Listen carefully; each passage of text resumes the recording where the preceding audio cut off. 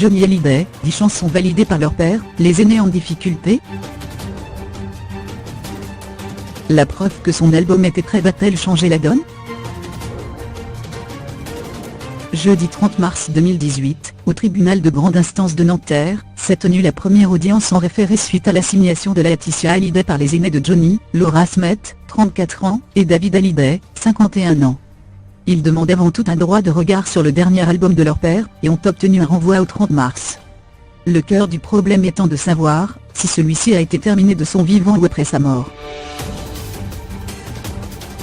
Un document, révélé par BFM TV, atteste que 10 titres avaient été validés par Johnny Hallyday et sa maison de disques, en novembre.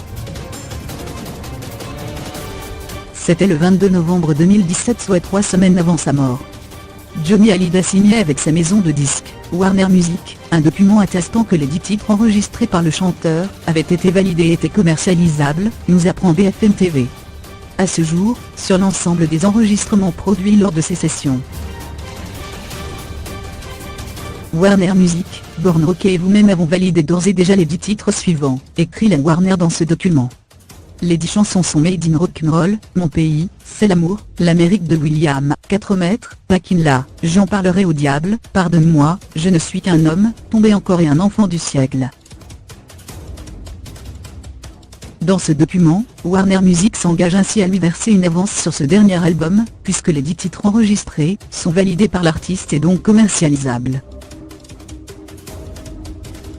BFM TV note cependant que David Hallyday et Laura Smet s'appuient sur le même document, et cet extrait pour plaider leur cas. Warner y écrit « Bien que la production du 3e album studio ne soit pas complètement achevée, vous avez souhaité toutefois percevoir dès à présent l'avance prévue à l'article 12 de notre contrat. »